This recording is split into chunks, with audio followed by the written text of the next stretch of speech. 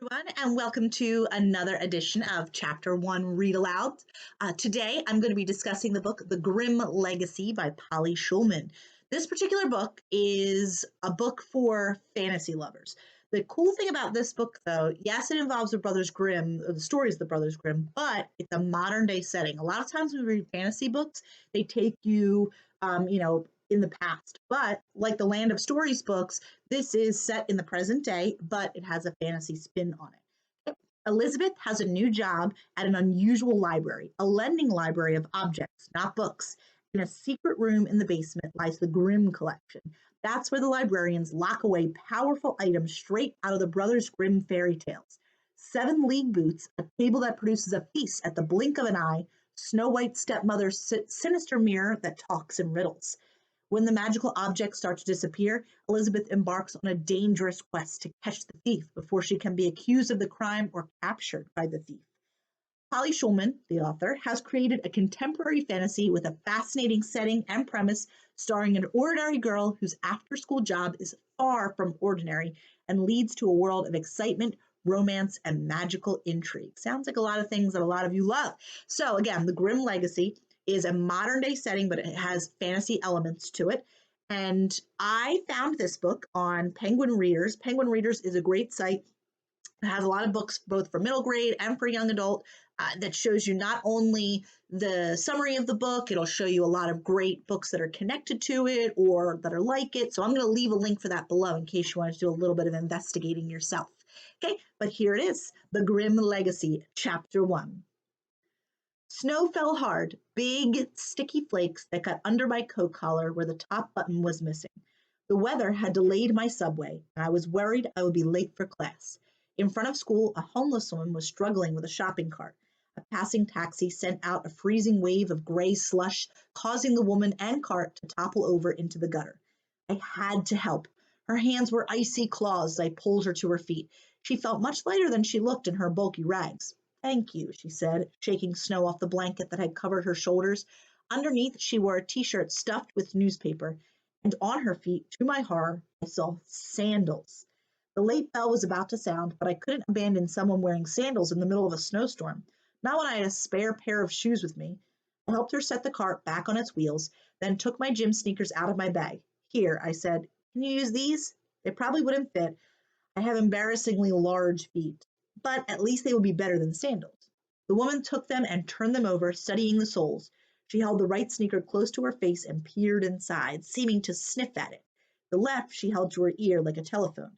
At last she looked at me. Her eyes were surprisingly bright, a pale, luminous gray like storm clouds. "Thanks," she said.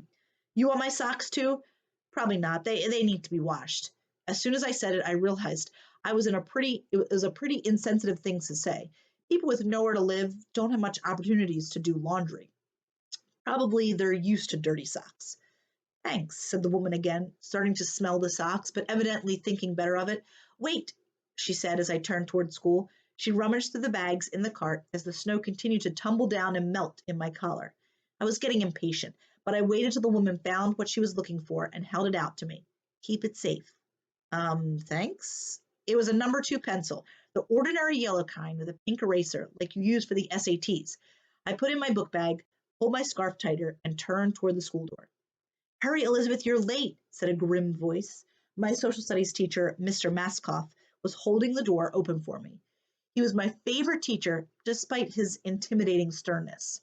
The homeless woman gave him a little wave, and Mr. Maskoff nodded back as the door swung shut behind us. I thanked him and hurried to my locker, hearing the late bell chime. The day went downhill from there. Miss Sandoz made me play volleyball barefoot when she saw I didn't have my sneakers, and charming Sadie Kane and Jessica Farmer spent the period playing accidentally stomp on the new girl's toes. Then, in social studies, Mr. Maskoff announced a research paper due right after New Year's, effectively eliminating the vacation. "Choose wisely, Elizabeth," he said as he handed me the list of possible topics. My stepsister Hannah called me that evening to ask me to mail her back her black lace top. She handed it down to me when she left for college. But with Hannah, gifts rarely stayed given for long. "What are you up to?" she said. "Working on ideas for my social studies research paper, European History with Mr. Maskoff." I remember Maskoff. What a weirdo. Does he still wear that green bow tie and give out demerits if he catches you looking at the clock? Yep, I quoted him. Time will pass, but will you? Hannah laughed. What are you writing about? The Brothers Grimm. The fairy tale guys? For Maskoff? Are you crazy? It was on his list of suggested topics. Don't be a little goose. I bet he just put it there as a test to see who would be dumb enough to think fairy tales are history.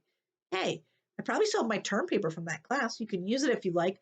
I'll trade it for your good headphones. No thanks, I said. You sure? It's about the Paris Commune. That's cheating anyway. Mr. Maskoff would notice. Sue yourself. Send me that lace top tomorrow, okay? I need it by Saturday. She hung up. I chewed at the end of my pencil, the one the homeless woman had given me, and stared at the topic I'd circled, wondering whether to follow Hannah's advice about switching topics. Mr. Maskoff took history very seriously, and fairy tales don't sound that serious. But if he didn't want us writing about the Brothers Grimm, why put them on the topic list? Fairy tales were a big part of my childhood. I used to sit in my mother's lap while she read them out loud and pretend I could read along until after a while I found I actually could. Later, in the hospital, when Mom was too sick to hold a book, it was my turn to read our favorites out loud. The stories all had happy endings, but they didn't keep Mom from dying. If she were alive now, I thought she would definitely approve of my learning more about the men who wrote them. I decided to stick to my choice. Strange as it sounds, once I decided I found myself looking forward to the term paper, it would give me something interesting to do. Vacation was going to be lonely since my best friend Nicole had moved to California. I hadn't made any new friends in the 4 months I'd been at my new school. Fisher and the girls I used to hang out with were too busy with ballet to pay much attention to me anymore. I missed my ballet classes, but Dad said we couldn't afford them now that he had to pay for my stepsister's college tuition. I was never going to be a professional dancer anyway. I wasn't obsessed enough, and my feet were too big. Fairy tales may not be history, but as I learned in the hours I spent in the library over Christmas break, Wilhelm and Jacob Grimm were historians. They didn't invent their fairy tales, they collected them, writing down the folk tales and stories they heard from friends and servants, aristocrats and innkeepers' daughters. Their first collection of stories was meant for grown-ups, and I could see why.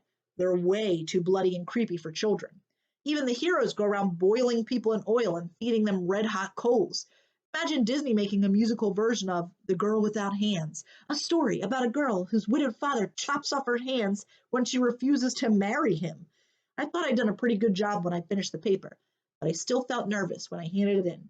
Mr. Maskoff is a tough grader. So those of you who've never read the Grimm fairy tales, they are very, for lack of a better term, grim, no pun intended. So if you enjoyed that first chapter, definitely check out the Grimm Legacy, the whole book. And of course, if you have any suggestions or questions for me, feel free to email me. I'll leave that below, and I'll see you next time on Chapter 1 Read Aloud.